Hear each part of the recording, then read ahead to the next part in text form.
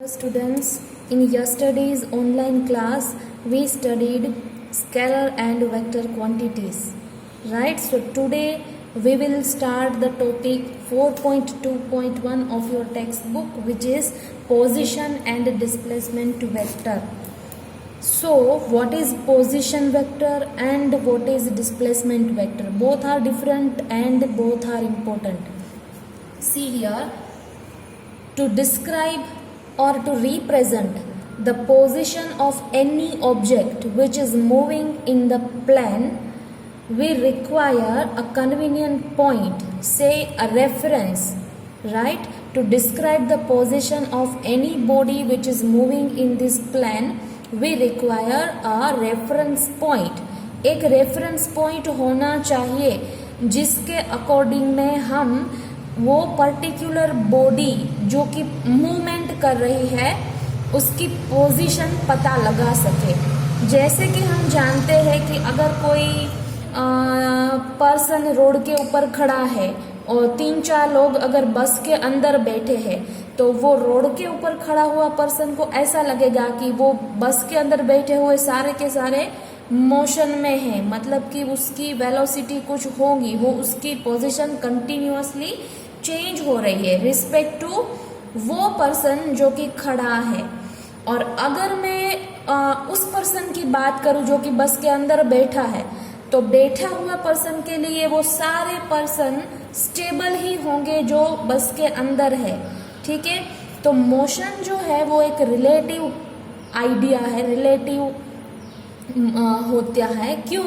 क्योंकि अगर आप खड़े हुए पर्सन के पॉइंट ऑफ व्यू से देखो तो सारे के सारे मोशन में हैं, और अगर आप बस के अंदर बैठे हुए किसी भी पर्सन के रिस्पेक्ट में दूसरे पर्सन को देखोगे तो वो उसे स्टेबल दिखाई देगा। तो ये कंप्लीटली आप कहाँ से ऑब्जर्व कर रहे हो इसके ऊपर डिपेंड करता है। तो इसीलिए जब भी आप मोशन के बारे में सोचो तो कोई भी पर्टिकुलर ऑब्जेक्ट हो उसकी पोजीशन पता लगाने के लिए आपको एक पर्टिकुलर रेफरेंस पॉइंट पसंद करना होता है। ठीक है, आपको चूज करना पड़ता है कोई एक रेफरेंस। और एक एग्जांपल दे दूं कि अगर मैं स्कूल का आपको एड्रेस पूछूं तो सभी लोग मुझे अलग अलग डायरेक्शन देंगे, क्योंकि सभी लोग स्कूल का एड्रेस अपने अपने घर के हिसाब से देंगे। कोई ये बोलेगा कि यहाँ से राइट जाना, फिर लेफ्ट जाना, फिर आ जाएगी स्कूल। कोई ऐसा बोलेगा कि सीधे सीधे चले जाओ, बस कहीं पर नहीं मुड़ना है, स्कूल आ जाएगी। तो ये क्या हुआ, सभी के लिए रेफरेंस अलग अलग है।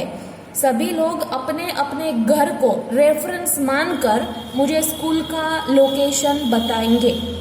ठीक है, तो इसी तरह से अगर मुझे इस पॉइंट P का लोकेशन निकालना है तो मुझे एक रेफरेंस पॉइंट लेना पड़ेगा जो कि मैंने यहाँ पर लिया है X। ठीक है, अब पॉइंट जो है ये पॉइंट तो नहीं बोलेंगे लेकिन हम उसे ऑब्जेक्ट बोलेंगे। ऑब्जेक्ट कौन सा है, P। ठीक है, तो P जो ऑब्जेक्ट है उसका O के रिस्पेक्ट में अगर मुझे पोजीशन निकालना हो तो मैं क्या करूंगी, जो भी मेरा रेफरेंस पॉइंट है उसको इस P से जोड़ देंगे हम। So this way we can find the position of particular object at particular time. तो यहाँ पर मैंने एक वेक्टर ड्रॉ किया है जो कि मुझे ऑब्जेक्ट P का कोई एक पर्टिकुलर टाइम T के लिए पोजीशन बताएगा। पोजीशन वेक्टर हुआ ये P का। ठीक है, अब देखो ये किस वक्त की बात चल रही है, जब टाइम हमारा T है। क्या है टाइम T। अब क्योंकि ये ऑब्जेक्ट जो है वो स्टेबल नहीं है, इट इज इन मोशन। ठीक है, तो वो T=T टाइम पे अगर यहाँ पर है तो थोड़े समय बाद अगर आप देखोगे तो उसका पोजीशन बदल जाएगा। ठीक है, तो पोजीशन जो है वो सपोज कि वो पहले यहाँ था फिर यहाँ पर आ गया। ये कोई दूसरे टाइम की मैं बात कर रही हूँ, T=T'। ठीक है, तो इस वक्त पे वो ऑब्जेक्ट यहाँ से यहाँ पर आ गया, तो इस वक्त पर उसका जो पोजीशन वेक्टर होगा वो हम ऐसे बनाएंगे। ओ के रिस्पेक्ट में देखो तो ये हो गया उसका पोजीशन वेक्टर। क्लियर? तो इसका मतलब हम यहाँ से ऑब्जर्व कर रहे हैं, पहले वो यहाँ पर था और फिर वो यहाँ पर गया। तो ओ से पी को क्या बोलेंगे? उस ऑब्जेक्ट का पोजीशन वेक्टर बोलेंगे। तो ओ पी जो है वो क्या है? इट इज पोजीशन वेक्टर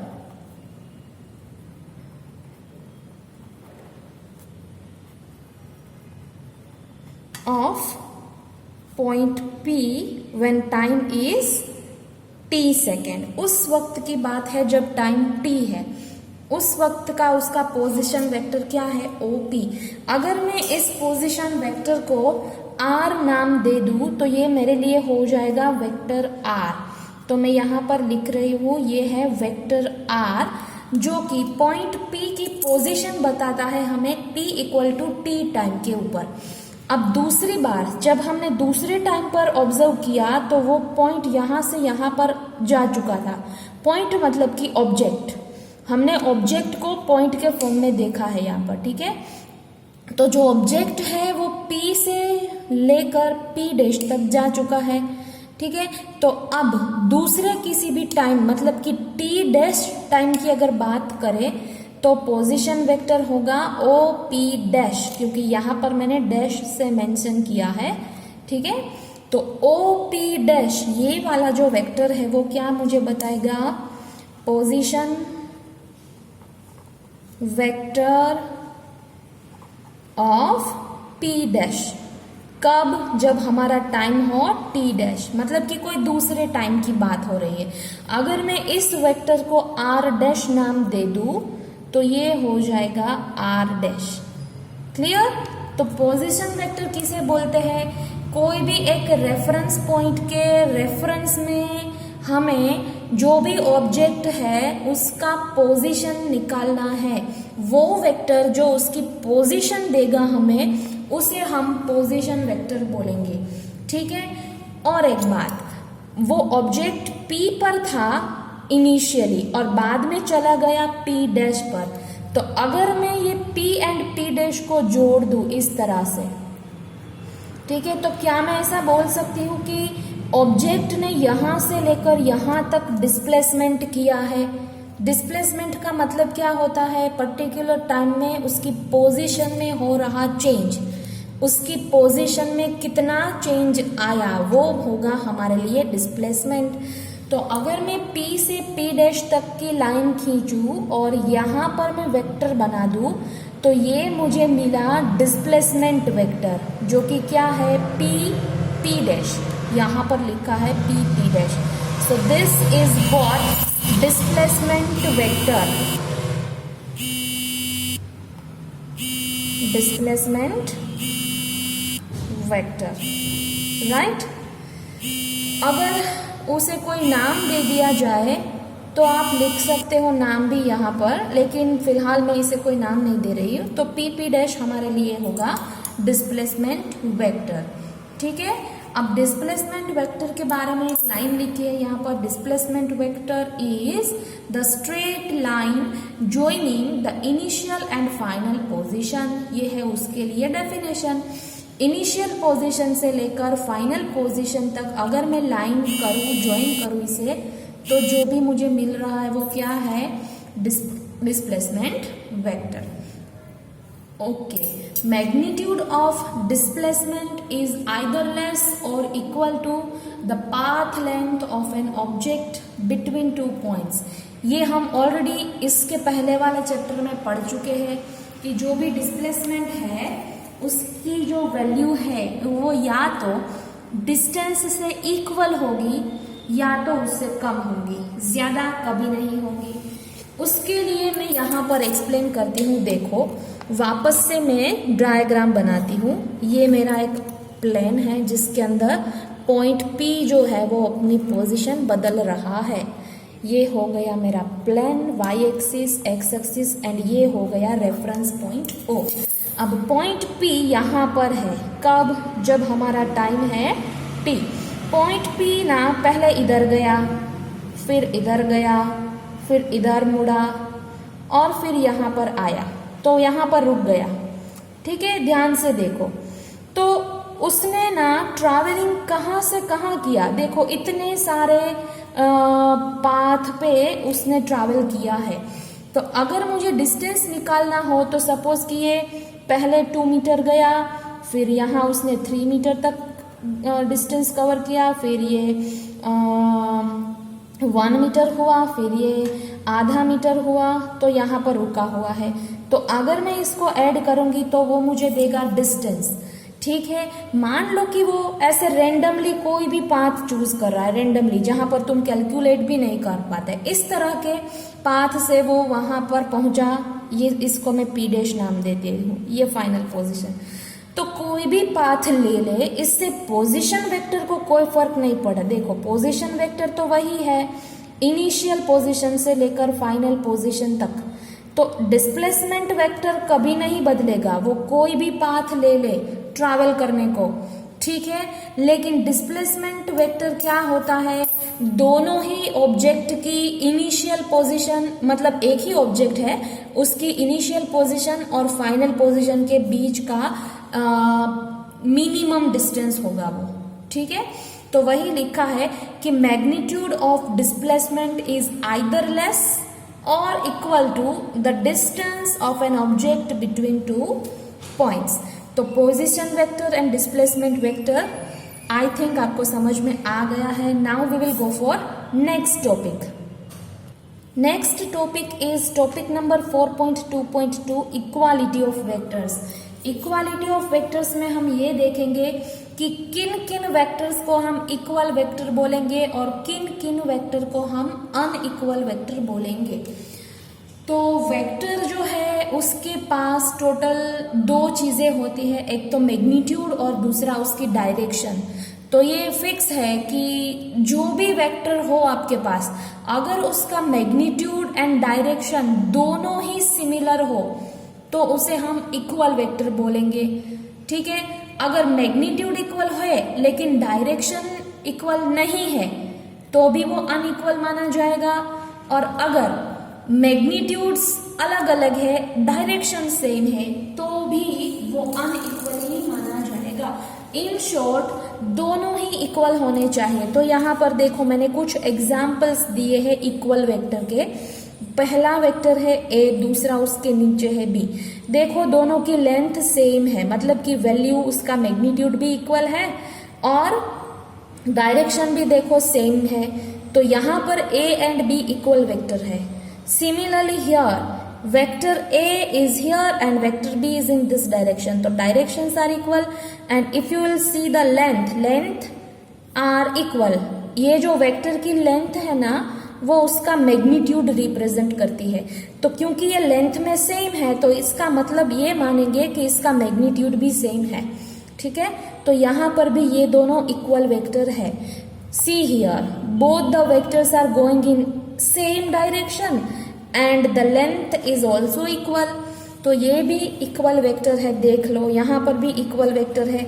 अब इसे देखो ध्यान से, पहली बार देखोगे ना तो ऐसा लगेगा कि ये थोड़ी ना इक्वल है, लेकिन ध्यान से देखो ए की जो डायरेक्शन है उसी डायरेक्शन में बी भी जा रहा है, डायरेक्शन सेम है। देखो हाँ, एक बात अलग है कि ये ऊपर है थोड़ा सा, ये नीचे है, मतलब कि पोजीशन अलग है इसकी। ठीक है, लेकिन जिस डायरेक्शन में ए जा रहा है उसी डायरेक्शन में बी भी जा रहा है, और ए की जितनी वैल्यू है उतनी ही बी की भी वैल्यू है। तो ये भी लाइक वेक्टर्स ही होंगे, मतलब कि इक्वल ही माना जाएगा। नो डाउट इसका पोजीशन अलग है एक दूसरे के कंपेयर में, लेकिन फिर भी इसकी डायरेक्शन और मैग्नीट्यूड को हमें देखना है। ऐसा नहीं कि एक इधर है एक इधर। देखो मैं यहाँ पर एक वेक्टर बनाती हूँ, ठीक है, सपोज कि ये मेरे लिए P नाम का वेक्टर है, और दूसरा वेक्टर ना मैं नीचे कहीं पर बना दूं, यहाँ पर इसका नाम मैं देती हूँ Q। लेकिन अगर इन दोनों की डायरेक्शन सेम है, अगर इन दोनों का मैग्नीट्यूड सेम है, तो ये दोनों, इसके बीच में चाहे जितना डिस्टेंस हो, ये दोनों हो जाएंगे इक्वल वेक्टर्स। क्लियर? तो अब अनइक्वल वेक्टर्स के भी एग्जाम्पल देख लो। फर्स्ट वन, डायरेक्शंस सेम है लेकिन मैग्नीट्यूड जो है ए का छोटा है बी का बड़ा, तो ये इक्वल नहीं होगा, तो हो गया ये अनइक्वल वेक्टर। यहाँ पर भी ऐसा ही है, देखो दोनों की डायरेक्शन सेम है, लेकिन एक की मैग्नीट्यूड इतनी है, दूसरे की लंबी लेंथ लंबी है, मतलब मैग्नीट्यूड बड़ा है, तो ये भी अनइक्वल हो गया। यहाँ पर देखो मैग्नीट्यूड भी सेम नहीं है और डायरेक्शन भी, ए छोटा है बी बड़ा है, ए की डायरेक्शन डिफरेंट है बी की भी डिफरेंट, तो यहाँ पर तो कुछ भी सिमिलर नहीं है, तो ये तो वैसे भी अनइक्वल हो ही गया। Here direction same but magnitude not same. Here एक जो है वो इस डायरेक्शन में और दूसरा टोटली ऑपोजिट डायरेक्शन में जा रहा है। देखने को तो कंफ्यूजन होगा, लेकिन ये देखो एरो जो है वो डायरेक्शन दिखाता है। और एक बात, जब भी वेक्टर की बात हो तो इस वाले पॉइंट को बोलेंगे हम टेल, और ये जहां पर एरो है ना उसे हम बोलेंगे हेड। तो हेड हमें डायरेक्शन दिखाएगा, क्या दिखाएगा? डायरेक्शन। तो पहले वेक्टर का हेड जो है वो ये वाली डायरेक्शन दिखा रहा है, और दूसरे वेक्टर के लिए हेड जो है वो एग्जैक्टली ऑपोजिट डायरेक्शन दे रहा है। मतलब कि मैग्नीट्यूड सेम है लेकिन डायरेक्शन दोनों की एक दूसरे से ऑपोजिट है, तो ये भी क्या हो जाएंगे? Unequal vectors. So this is all about equality of vectors. Now next is vector को लिखते कैसे हैं और ये जो नोटेशंस हम यूज करते हैं उसका मीनिंग क्या है।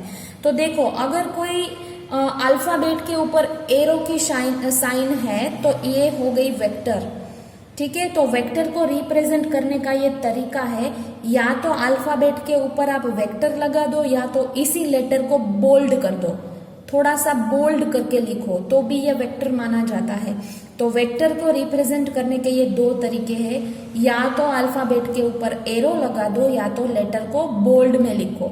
देखो वेक्टर बी, ये भी वेक्टर बी, इसे भी पढ़ते ऐसे ही है, vector B, vector P, vector P, vector R, ठीक है। जनरली ये जो बोल्ड केस है ना वो तब यूज होता है जब हम कुछ भी कंप्यूटर के ऊपर लिख रहे हो, क्योंकि कंप्यूटर के ऊपर ना बोल्ड लेटर करना इजी है, एरो लगाने में तकलीफ होती है, लेकिन बोल्ड हम इजीली कर लेते हैं, ठीक है। तो आप अपनी बुक में देखोगे ना तो बुक में हर जगह पर वेक्टर को उन लोगों ने बोल्ड में रिप्रेजेंट किया है, कहीं पर भी उसने ऊपर एरो नहीं लगाया है। देखो सभी जगह पर वेक्टर बोल्ड में लिखा हुआ है, क्योंकि ये आसानी से प्रिंट हो सकता है, टाइप हो सकता है, ठीक है। तो ये दो तरीके हैं। जनरली जब आप बुक में लिखो ना तो ऐसे इसको बोल्ड करना डिफिकल्ट है, बेटर है कि आप इसके ऊपर एरो लगा दो। क्लियर? तो बुक में आपको ये वाले सिंबल्स मिलेंगे, लेकिन जब आप लिख रहे हो तो आप इस सिंबल्स का यूज करो। दूसरी बात, ऐसा नहीं है कि कैपिटल लेटर्स है तो वेक्टर, स्मॉल लेटर है तो नहीं, स्मॉल लेटर में भी वेक्टर होगा। देखो मैंने यहाँ पर स्मॉल केस में आर को लिया है, ये भी एक वेक्टर ही है, ठीक है। दूसरी बात, इसका अगर मुझे मैग्नीट्यूड है वो लिखना है तो दो तरीके हैं, या तो मैं वेक्टर को मोड के अंदर डाल दूं तो ये मुझे देगा उसका मैग्नीट्यूड, या तो जो भी वेक्टर है ना उसके ऊपर से वेक्टर की साइन निकाल दो।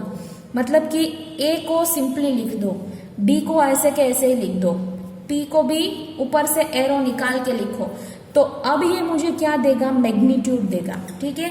तो ये ध्यान रखो, अगर वो बोल्ड में लिखा हुआ है तो ये वेक्टर है, अगर वो बोल्ड में नहीं लिखा है, ठीक है, तो ये मुझे सिर्फ मैग्नीट्यूड ही देगा। तो ये मुझे मैग्नीट्यूड भी देगा, वैल्यू भी देगा, और ये मुझे सिर्फ मैग्नीट्यूड देगा। तो ये समझ लो कि वेक्टर को ऐसे रिप्रेजेंट किया जाता है और मैग्नीट्यूड्स को ऐसे। Next topic number 4.3, multiplication of vector by real number. किसी भी वेक्टर को अगर आपको कोई नंबर से मल्टीप्लाई करना है तो कैसे करें? देखो यहाँ पर एक वेक्टर है ए, अगर मैं उसे लेमड़ा जो है वो एक नंबर है, कैसा नंबर? Real number. तो रियल नंबर से मैं इसे मल्टीप्लाई करूं तो जनरली डायरेक्शन में कोई चेंजेस नहीं होगा, चेंजेस होगा उसकी मैग्नीट्यूड में, ठीक है। अगर उसकी मैग्नीट्यूड 1 थी तो अगर मैं 2 से मल्टीप्लाई करूं तो डबल हो जाएगी, 3 से करूंगी तो 3 टाइम्स हो जाएंगी। सही है।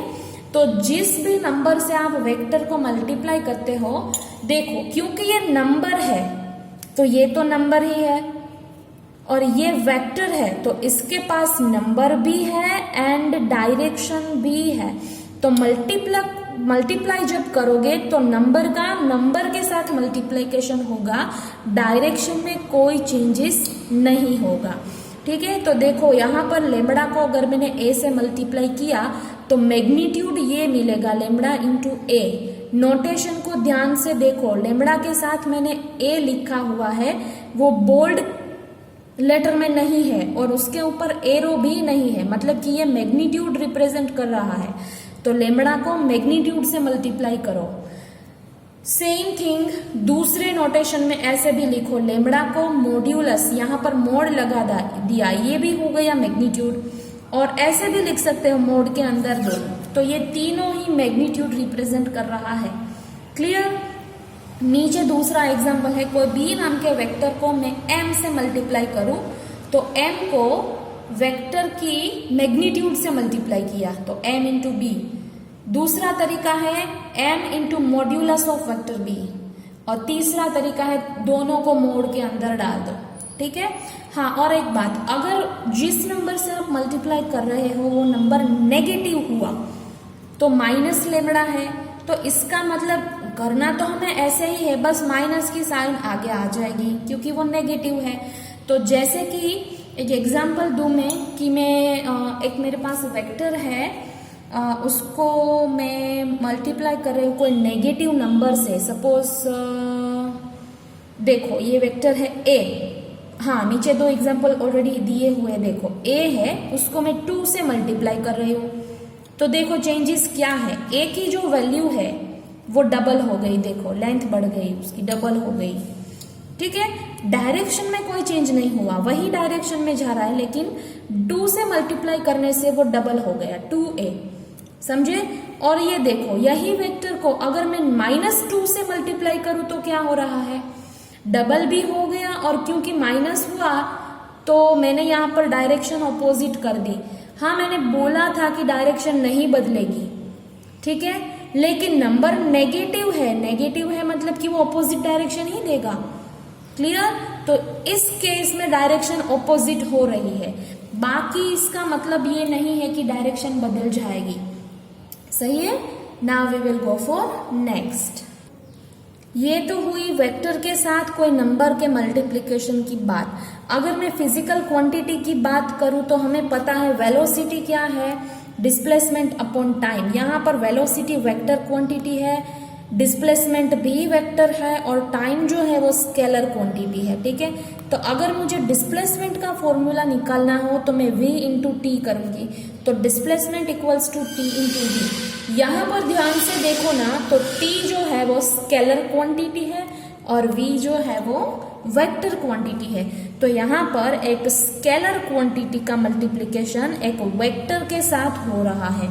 ठीक है। तो यहाँ पर वही रूल लगेगा जो कि हमने अभी देखा, लेमड़ा m, वही ये जो t है वो एक नंबर के जैसे ही बिहेव करेगा जो कि इस वेलोसिटी के मैग्नीट्यूड के साथ मल्टीप्लाई होगा, इसकी डायरेक्शन में कोई चेंज नहीं होगा। और रही बात साइन की, तो हम जानते हैं कि टाइम कभी नेगेटिव नहीं होता, तो माइनस तो यहाँ पर कभी नहीं आएगा, तो ऐसा कभी नहीं होगा कि ये माइनस में हो जाएगा। ठीक है। टाइम नेगेटिव पॉसिबल ही नहीं है।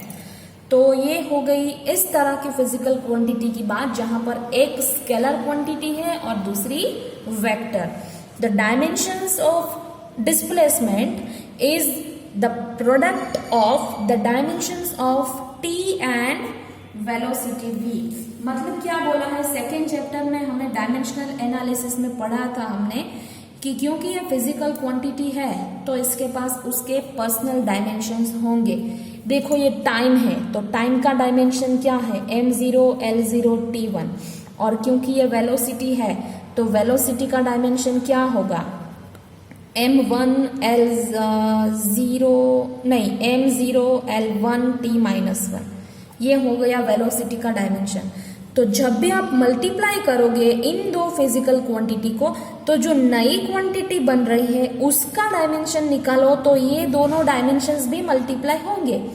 ठीक है, तो चलो मैं इसे मल्टीप्लाई कर दूं। m0 इंटू m0 तो m0 ही रहेगा, l0 इंटू l1 तो क्या हो जाएगा, ये जब मल्टीप्लाई कर रहे हो तो एडिशन होगा ना पावर का, तो l की पावर 1 और यहाँ पर t की 1 एंड -1 तो t की पावर 0 हुई। तो ये हमें मिला डिस्प्लेसमेंट का डायमेंशन। देखो, तो यही लिखा है कि जब भी आप कोई वेक्टर क्वांटिटी को स्केलर क्वांटिटी के साथ मल्टीप्लाई कर रहे हो तो उसके डायमेंशंस भी मल्टीप्लाई होंगे। Clear? Now next topic is addition and subtraction of vectors. This is most and most important topic of this chapter. Addition करना है हमें दो वेक्टर्स का या तो दो से ज्यादा वेक्टर्स का।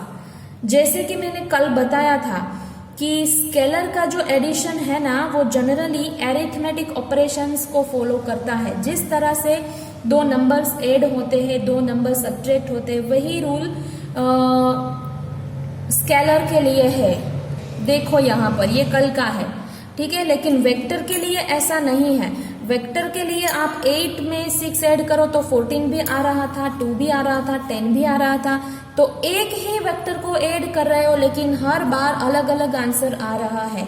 ठीक है, तो वेक्टर होने की दो कंडीशन है। उसके बाद तीसरी भी एक कंडीशन है कि they should obey the vector law of addition.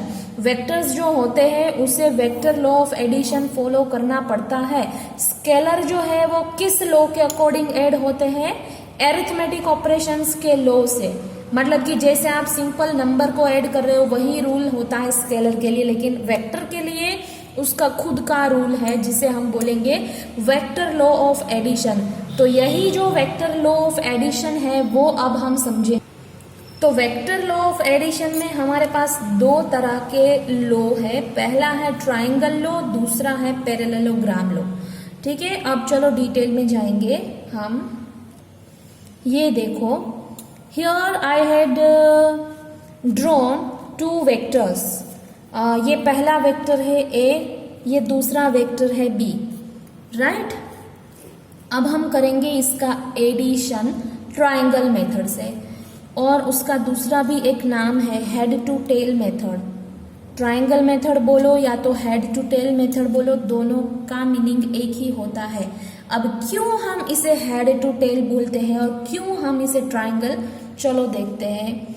सबसे पहले तो दो वेक्टर यहाँ पर जो मैंने लिए हैं उसको हेड टू टेल मतलब एक के हेड के ऊपर दूसरे की टेल को अरेंज करो, उस तरह से पूरे वेक्टर्स को अरेंज करना है। तो सबसे पहले मैंने क्या किया, जो A वाला वेक्टर है उसे उठाकर यहाँ पर रख दिया। ठीक है, अब क्या करूंगी मैं, जो दूसरा वेक्टर है ना उसकी जो टेल है मतलब कि एंड पॉइंट वो पहले वाले वेक्टर के हेड के ऊपर आनी चाहिए। ठीक है, डायरेक्शन में नहीं बदल रही हूँ। देखो आपको किस तरह से मैं ट्राई करूँ एक्सप्लेन करने की। देखो ये जो है उसी डायरेक्शन में मैंने यहाँ पर लिया है A को। देखो 0 डिग्री तो यहाँ पर भी 0 डिग्री पर जाएगा, और B की डायरेक्शन ऐसी है ना, तो यहाँ पर भी वही डायरेक्शन ली है। देखो मैंने B की है सेम डायरेक्शन। सिर्फ क्या किया, B को उठाया और इस तरह से अरेंज किया कि उसकी टेल A के हेड के ऊपर आ जाए। ठीक है, तो अब इसका जो मैं रिजल्टेंट वेक्टर बनाऊंगी मतलब पहले वाले वेक्टर की टेल को दूसरे वाले वेक्टर के हेड से जोड़ दो। इसकी टेल को इसके हेड से मैंने जोड़ दिया, तो मुझे जो मिल रहा है R, वेक्टर R, वो हो गया रिजल्टेंट वेक्टर। ठीक है, मतलब कि A एंड B का एडिशन करने से हमें यही मिलेगा। समझे? ओके, तो नीचे लिखा है मैंने vector A plus vector B is equal to vector R। तो ये हो गया दो वेक्टर्स का एडिशन। ओके, अब दूसरी बात, यहाँ पर मैंने क्या किया, पहले वेक्टर A को लिया और फिर उसके ऊपर मैंने वेक्टर B को पुट किया और एडिशन निकाला। अब मैं ना थोड़ा सा डिफरेंट करती हूँ। मैं पहले वेक्टर B को ले लूँ। चलो ये बाजू वाली फिगर को ध्यान से देखो। पहले ना ये बी वाला वेक्टर यहाँ पर आया, देखो डायरेक्शन में नहीं बदल रही, उसी डायरेक्शन में और उसी मैग्नीट्यूड से मैंने सबसे पहले बी को लिया, ये मेरा इनिशियल पॉइंट है बी वेक्टर। अब क्या करेंगे, बी के हेड के ऊपर ए की टेल आए इस तरह से ए को रखेंगे, डायरेक्शन को बदले बिना, ठीक है। तो ये जो ए है वो डायरेक्शन बदले नहीं, उस हिसाब से मैंने यहाँ पर ले ली, उसकी हेड बी के टेल के ऊपर, और ये हो गया वेक्टर ए। तो अब रिजल्टेंट वेक्टर कैसे निकलेगा, पहले की टेल और दूसरे का हेड जोड़ दो, जोड़ दिया, मिला मुझे आर वेक्टर। तो ध्यान से देखो, पहले कंडीशन में जब मैंने एडिशन किया था तो मुझे वेक्टर आर की डायरेक्शन ये मिल रही है। अब ध्यान से देखो, दूसरे की डायरेक्शन जो है वो मैं दिखा रही हूं, देखो है ना सेम, दोनों की डायरेक्शन इक्वल ही है, देखो है इक्वल, राइट। तो मतलब कि अगर मैं वेक्टर ए के अंदर बी को ऐड करूं या तो बी के अंदर ए को ऐड करूं, मुझे सेम ही वेक्टर मिलेगा। मैग्नीट्यूड तो इक्वल होगा ही होगा, लेकिन डायरेक्शन भी चेंज नहीं हो रहा, वो भी सेम रह रहा है। तो vector A plus vector B करो या तो vector B plus vector A करो, मुझे इक्वल ही आंसर मिलेगा। तो इसका मतलब है कि वेक्टर एडिशन इज कम्यूटेटिव। ये हम ऑलरेडी 7th 8th के मैथ्स में पढ़ चुके हैं। कम्यूटेटिव का मतलब क्या होता है, ये एक्चुअली स्केलर क्वांटिटी के लिए है कि अगर मैं 2 के अंदर 3 को ऐड करूं तो भी मुझे 5 ही मिलेगा, और अगर मैं 3 के अंदर 2 को ऐड करूं तो भी मुझे 5 ही मिलेगा। मतलब कि अगर मैं नंबर्स को आगे पीछे कर दूं, उसका ऑर्डर बदल दूं, तो आंसर में कोई चेंज नहीं होगा। तो वेक्टर्स भी इस रूल को फॉलो करते हैं। तो कम्यूटेटिव जो रूल है वो वेक्टर एडिशन के लिए वैलिड है, ये आपको याद रखना है, एमसीक्यू में आ सकता है, ठीक है। तो या तो आप ए के अंदर बी को ऐड करो या तो बी के अंदर ए को ऐड करो, एडिशन का आंसर इक्वल ही रहेगा। और क्योंकि ये हेड, पहले वाले के हेड ऊपर दूसरे वाले का टेल, इस तरह से आप अरेंज कर रहे हो, इसे हेड टू टेल मेथड बोलते हैं। और ट्राइंगल इसलिए क्योंकि जब भी आप रिजल्टेंट वेक्टर ड्रॉ करोगे तो एक ट्राइंगल बनेगा जिसके पास 3 साइड है, इसलिए इसे ट्राइंगुलर मेथड भी बोला जाता है। तो ये हो गया वेक्टर्स का एडिशन ट्राइंगुलर मेथड से। अब देखो यहां पर मैंने क्या किया है, पहली बार हमने 2 ही वेक्टर्स लिए थे, now we will take more than 2 vectors. तो यहाँ पर मैंने 3 वेक्टर्स लिए हैं, पहला इस डायरेक्शन में जा रहा है, दूसरा इस डायरेक्शन में और तीसरा इस डायरेक्शन में। अब मुझे इन तीनों का क्या करना है, एडिशन करना है, ठीक है। तो कैसे करूंगी मैं एडिशन, सबसे पहले देखो मैं क्या करूंगी, vector A plus vector B plus vector C के लिए ए और बी का एडिशन कर लूं, ठीक है। फिर उसका जो भी आंसर मुझे मिले उसके अंदर मैं तीसरे वेक्टर को ऐड कर देती हूं, तो मुझे फाइनल आंसर मिलेगा। तो let we follow this steps. तो सबसे पहले मैंने यहाँ पर वेक्टर ए बनाया, ठीक है, और रूल क्या है, एक के हेड के ऊपर दूसरे का टेल आना चाहिए। तो ए के अंदर मुझे बी को ऐड करना है, तो बी को उठाकर इस तरह से यहाँ पर प्लेस करो ताकि उसकी डायरेक्शन बदले नहीं। तो देखो जिस डायरेक्शन में बी है उसी डायरेक्शन में यहाँ पर भी वो है, मैंने डायरेक्शन नहीं बदली है। तो ए, उसके अंदर मैंने ऐड कर दिया बी, फिर पहले वाले की टेल और दूसरे वाले के हेड को ज्वाइंट कर दो तो मुझे मिलेगा उन दोनों का एडिशन। तो ए प्लस बी का एडिशन क्या मिला मुझे, आर डैश मिला, ठीक है। तो वो मैंने यहाँ पर लिखा है। अब क्या करना है, उसका जो रिजल्ट मिला उसके अंदर मुझे ये सी ऐड करना है। तो आर डैश उसे मैंने उठाकर यहाँ पर ड्रॉ किया है, वापस से डायरेक्शन चेंज नहीं की है। अब उसके ऊपर सी को पुट किया है क्योंकि मुझे इसके अंदर सी ऐड करना है, सी की जो डायरेक्शन है ये भी वही है। तो आर डैश के अंदर अगर आप सी को ऐड करोगे तो रिजल्टेंट वेक्टर कैसे निकलेगा, पहले वाले की टेल दूसरे वाले का हेड, दोनों को ज्वाइंट कर दो और डायरेक्शन यहीं पर आएगी जहां पर हेड है वहीं डायरेक्शन मिलेगी। तो ये हो गई रिजल्टेंट वेक्टर की डायरेक्शन।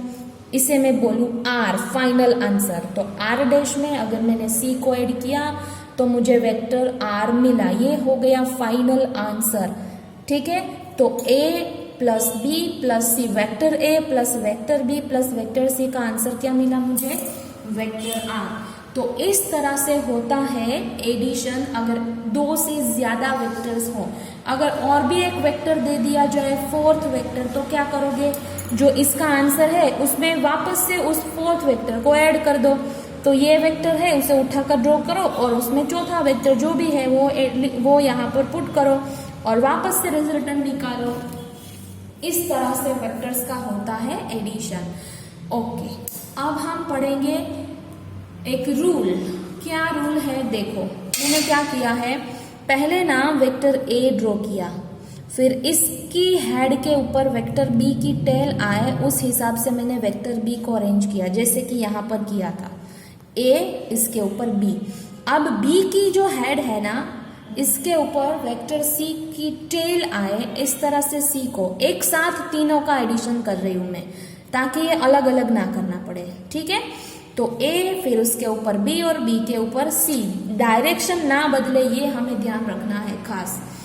तो जब भी आप इस तरह का एडिशन करोगे तो अब मैं रिजल्टेंट वेक्टर कैसे निकालूंगी? पहले वाले की टेल और आखिरी वाले का हेड जोड़ दो, जोड़ दिया तो देखो ये मुझे वही मिला जो यहाँ मिल रहा है, आर। मैग्नीट्यूड भी वही है, डायरेक्शन भी वही है।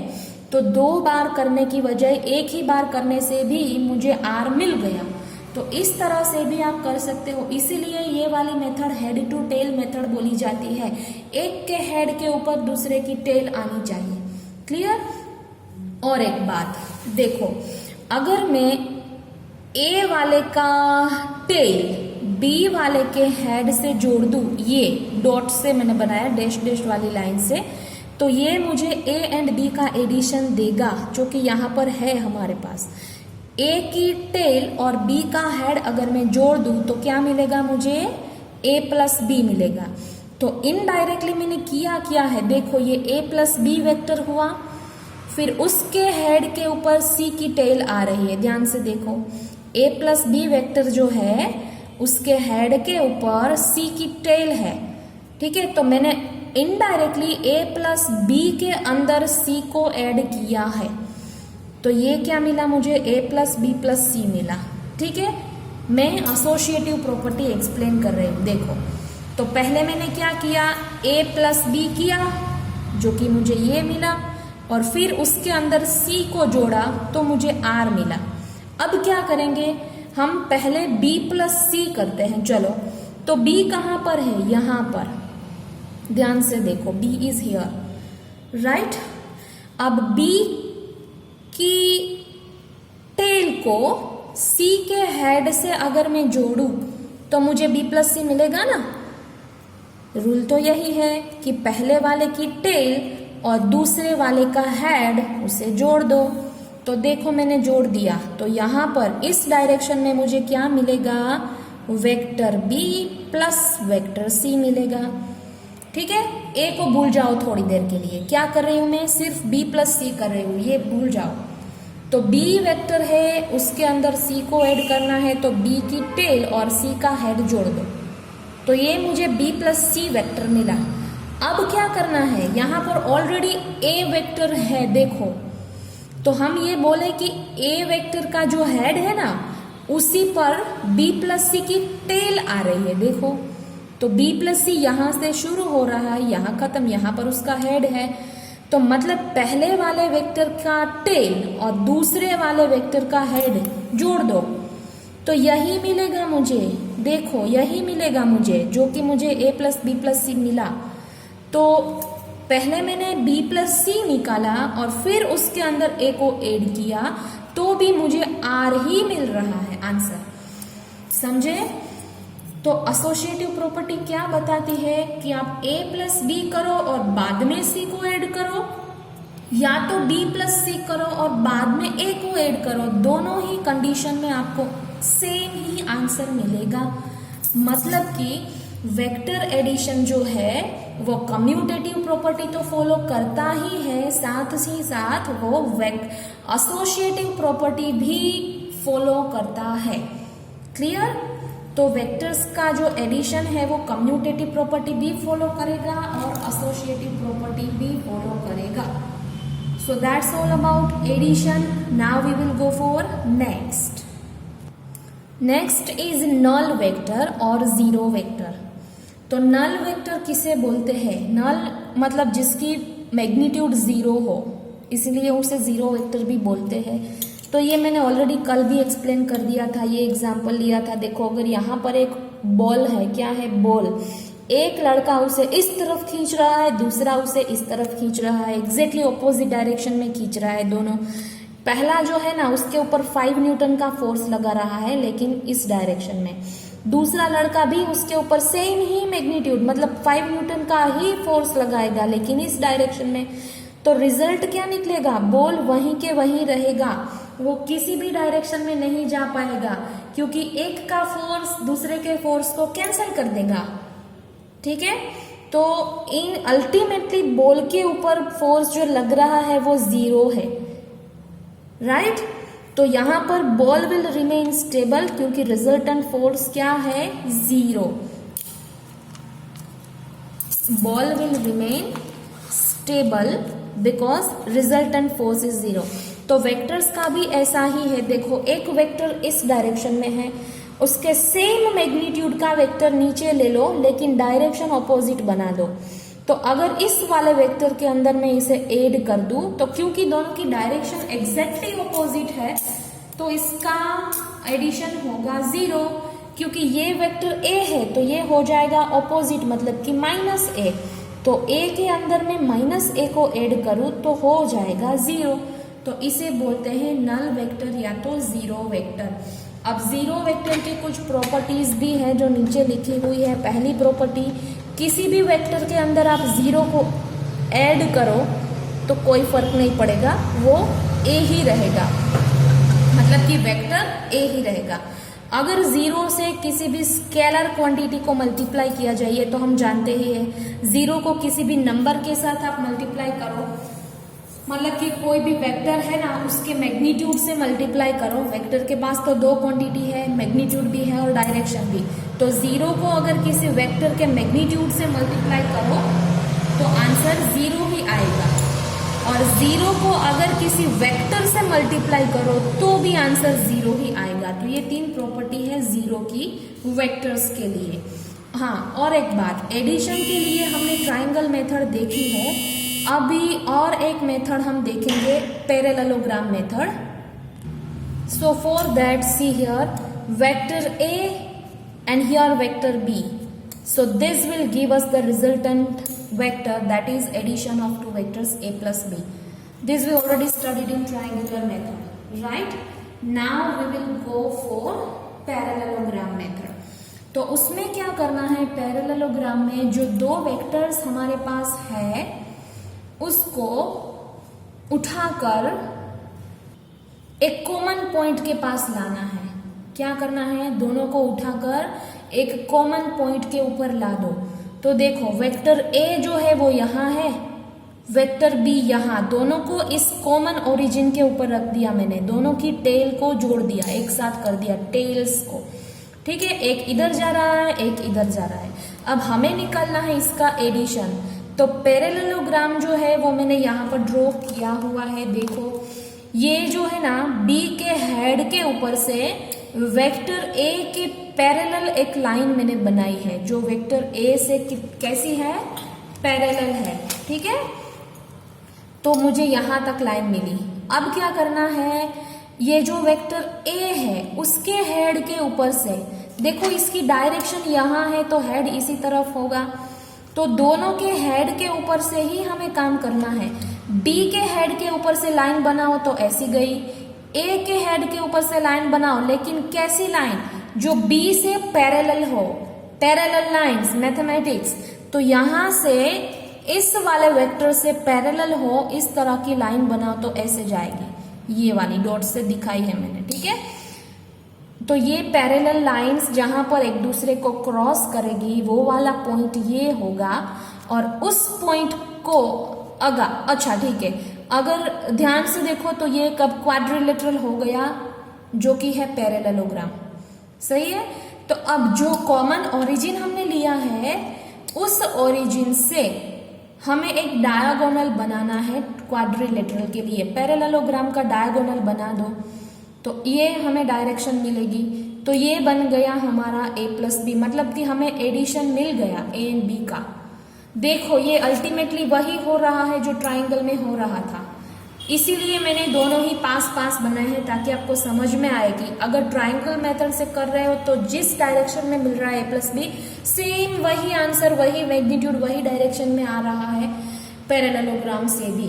ट्राइंगल में क्या करते थे, एक के हेड के ऊपर दूसरे का टेल रखते थे, और यहाँ पर दोनों वेक्टर्स के टेल को एक ही पॉइंट के ऊपर हम ला देंगे और फिर क्या करेंगे, पैरेललोग्राम बनाकर उसका डायगोनल ड्रॉ करेंगे। ठीक है। तो बीच में जो मिला वो होगा हमारा a plus B. So that is all about parallelogram method. अब एक और लास्ट टॉपिक आज के लिए, जो कि है सब्ट्रैक्शन ऑफ वेक्टर। वेक्टर्स का एडिशन हमने देख लिया, अब हम देखेंगे subtraction. So for subtraction of vector a and vector b is just addition of vector a and minus vector b। तो सब्ट्रैक्शन के लिए क्या करना है, जिन दो वेक्टर्स आपको दिए गए हैं, जो भी, अगर मुझे a में से b को सब्ट्रैक्ट करना है तो अल्टीमेटली a के अंदर में b का ऑपोजिट वेक्टर ऐड कर दूंगी, उसका ऑपोजिट वेक्टर ऐड कर दो। अगर a है तो उसमें b का ऑपोजिट वेक्टर मतलब माइनस b ऐड कर दो, तो हो गया सब्ट्रैक्शन। तो ये कैसे होगा, देखो मैंने यहाँ पर एक वेक्टर बनाया है a, दूसरा वेक्टर है b इस तरफ। तो b का ना ऑपोजिट वेक्टर क्या होगा, एग्जैक्टली ऑपोजिट डायरेक्शन यहाँ पर मिलेगी मुझे। देखो डॉटेड लाइन से मैंने ड्रॉ की है। अगर ये b है तो ये मेरे लिए माइनस b होगा। ठीक है। तो अगर मुझे एडिशन करना है तो मैं a के अंदर b लूंगी ऐड करने के लिए। अगर मुझे सब्ट्रैक्शन करना है तो मैं a के अंदर ये डॉटेड लाइन लूंगी, मतलब कि मैं माइनस b वाले वेक्टर को ही ऐड करूंगी। तो करना तो हमें एडिशन ही है। देखो a है तो यहाँ पर मैंने a ड्रॉ किया है, डायरेक्शन ना बदले इस हिसाब से। अगर मैं b लेती तो b नीचे जा रहा है, देखो तो b इधर आता, सही है। लेकिन मुझे माइनस b करना है तो इसकी ऑपोजिट डायरेक्शन यहाँ पर है। तो देखो ये मैंने माइनस b बनाया यहाँ पर। अब इन दोनों को ऐड कर दो, मतलब कि रिजल्टेंट वेक्टर निकाल लो। a माइनस b हो गया, समझे। तो इसी तरह से होता है वेक्टर्स का सब्ट्रैक्शन, और कुछ नया नहीं है, करना एडिशन ही है, बस हमें दूसरे वाले वेक्टर का ऑपोजिट वेक्टर ले लेना है। सो यहाँ पर आपका topic number 4.4 addition and subtraction of vector over. Now next topic we will learn in next lecture. Thank you so much.